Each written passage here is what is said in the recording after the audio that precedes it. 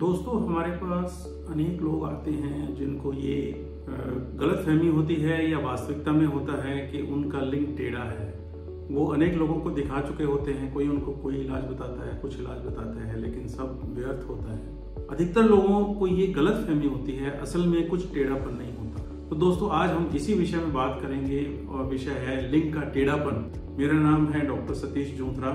मैं साइकेट्रिस्ट और सेक्सोलॉजिस्ट हूँ। मैं आपको इस विषय पर ही डिफरेंट वीडियोस बनाकर देता हूँ ताकि आपकी गलतफहमियां जो सेक्स के बारे में है वो दूर हो सकें और हम आपको सही जानकारी दे सकें। तो दोस्तों, एक अनुमान के अनुसार तकरीबन 20% लोग ऐसे होते हैं जिनको लिंग में कुछ ना कुछ टेढ़ापन होता है, जो जन्म से ही ऐसे होते हैं। ऐसे लोगों को कोई समस्या नहीं होती सेक्स करने में।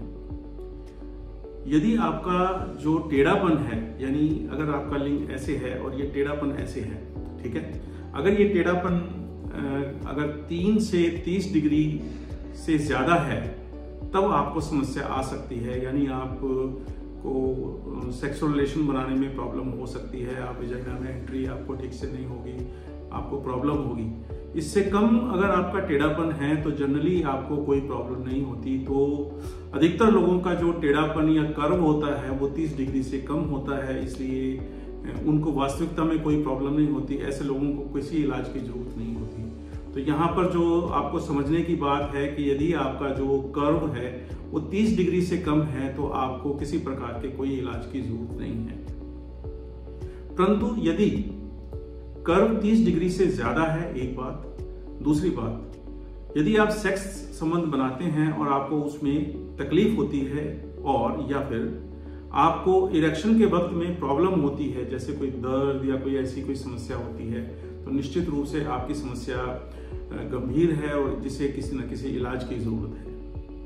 अब हम बात करते हैं कि टेढ़ेपन के क्या क्या कारण हो सकते हैं। टेढ़ेपन के कारण एक तो ऐसे होते हैं जो शुरू से ही जन्मजाति होते हैं, उनको कहते हैं congenital curvature of penis, CPC, congenital phenyl curvature. ये जन्म से ही होते हैं। ऐसे बच्चों को जब वो एडोलेसेंट होते हैं तो उनका पेनिस जब इरेक्ट होता है तो वो ऐसे होने की बजाय ऐसे हो जाता है, काफी टेढ़ा होता है। नीचे की तरफ हो सकता है या फिर ऊपर की तरफ ऐसे हो सकता है। आमतौर पर ऊपर और नीचे होता है, पर दाएं और बाएं भी हो सकता है, पर आमतौर पर ऊपर या नीचे होता है। इसको बोलते हैं कॉन्जेनिटल पिनाइल कर्वेचर। इसके अतिरिक्त एक और कंडीशन होती है जो जन्म से होती है, जिसको हम बोलते हैं जो पेशाब की प्रॉब्लम है, यूरिनरी जो पाथवे है उसकी भी प्रॉब्लम साथ में होती है। यदि हाइपोस्पेडियस यानी नीचे की तरफ ऐसे है तो यूरिनरी पाथवे जो है वो भी एबनॉर्मल होता है, तो उसको हाइपोस्पेडियस कहते हैं। और यदि ये ऊपर की तरफ ऐसे है तो इसको एपिस्पेडियस कहते हैं। इस कंडीशंस के अंदर भी जो पेनिस है वो टेढ़ा होगा और सेक्स करने में काफी कठिनाई का सामना करना पड़ता है, यानी नॉर्मल सेक्स नहीं हो सकता। इनके अतिरिक्त जो टेढ़ेपन की समस्या हो सकती है वो है जो सबसे कॉमन कारण है, और यदि हम टेढ़ेपन की बात करते हैं तो जिसके साथ सिनोनिमस समझा जाता है वो उस बीमारी का नाम है पेरोनीज डिजीज। पेरोनीज डिजीज क्या है? आमतौर पर ऐसा माना जाता है कि कुल लोगों में से 5% लोगों को पेरोनीज डिजीज होती है। पेरोनीज डिजीज असल में जो आपका पेनिस है, यदि आप पेनिस की बनावट के बारे में कुछ जानते हैं, हमारे दूसरे वीडियोस में आपको इसके बारे में पता चल जाएगा। तो एक झिल्ली होती है पेनिस के अंदर जिसे ट्यूनिका एल्बुजिनिया कहते हैं। इस झिल्ली की ये बीमारी है।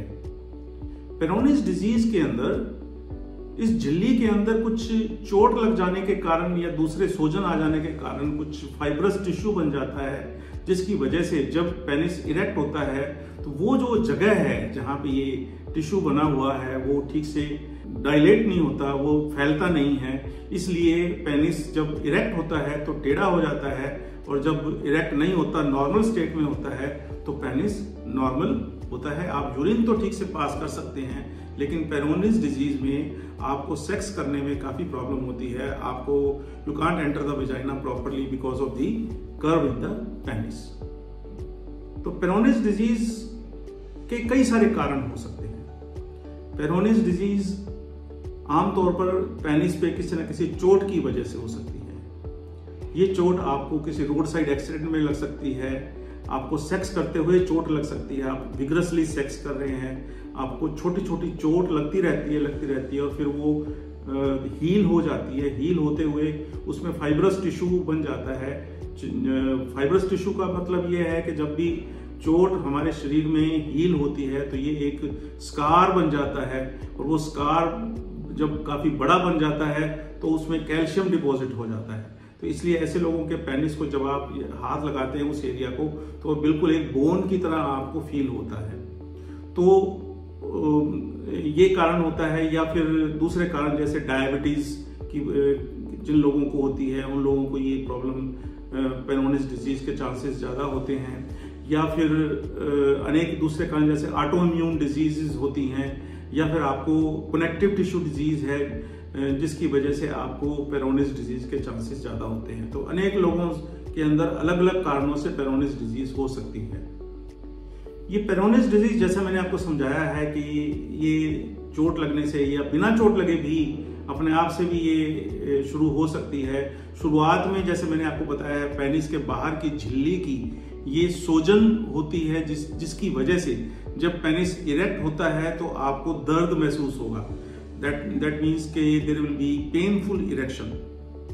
और जनरली ये एक्यूट फेज यानी फेज 1 पार्ट जो इसका स्टेज 1 होता है पेरोनिस डिजीज का, ये जनरली 6 से 12 महीने का होता है। जनरली जो पेन होता है ये थोड़ा समय में कुछ महीनों में सबसाइड हो जाता है, और जैसे जैसे ये पेन कम होता है वैसे वैसे कर्व जो है वो ज्यादा होनी शुरू हो जाती है, और कर्व जो है या तो बढ़ती जाती है या कम होती जाती है, परंतु जनरली 12 महीने के बाद ये कर्व एक जगह जाकर स्थिर हो जाती है।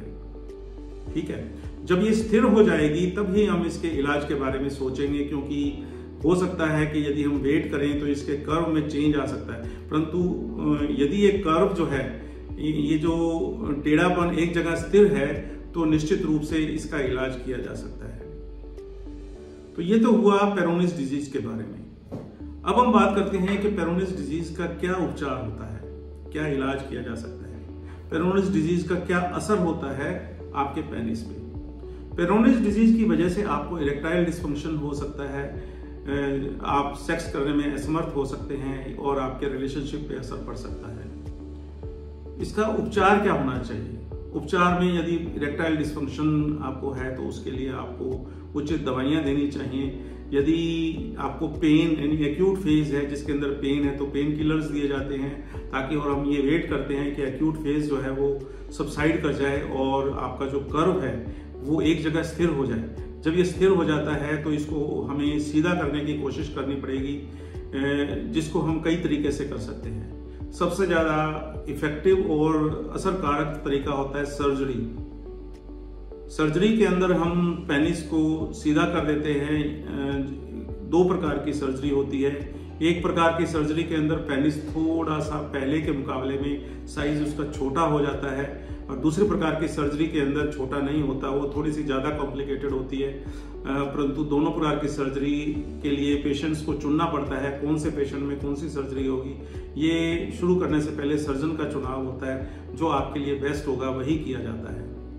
दूसरा ट्रीटमेंट होता है ट्रैक्शन थेरेपी। एक आजकल ऐसा इंस्ट्रूमेंट आता है जिसके अंदर आपके पेनिस को फिट कर दिया जाता है। डेली आपको 3 से 5 घंटे उस इंस्ट्रूमेंट में अपने पेनिस को बंद करके रखना पड़ता है। आप मूव अराउंड कर सकते हैं, धीरे धीरे करके इसमें फर्क पड़ जाता है। हालांकि इसके अंदर निश्चित तो नहीं है कि कितना फर्क पड़ेगा, लेकिन अनेक लोगों को इसका फर्क पड़ जाता है, तो ये भी एक तरीका हो सकता है।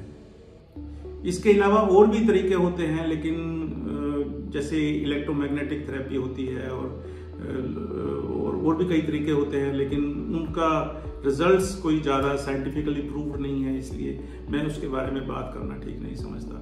ये 2 ही तरीके आपको मानना चाहिए, जिसके अंदर मेरे विचार में यदि पेनिस इतना टेढ़ा है कि आप सेक्स करने में असमर्थ हैं, तो मेरे विचार में सर्जरी ही इसका सबसे बेस्ट उपाय है।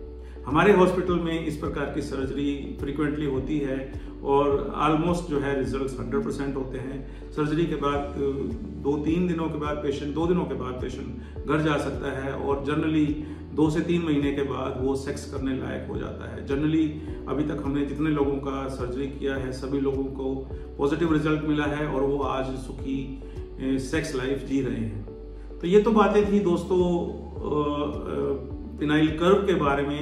उम्मीद करता हूँ कि ये वीडियो आपको पसंद आएगा। यदि पसंद आए तो वीडियो को लाइक कीजिए, शेयर कीजिए और हमारे चैनल विवान हॉस्पिटल को सब्सक्राइब कीजिए। Thank you.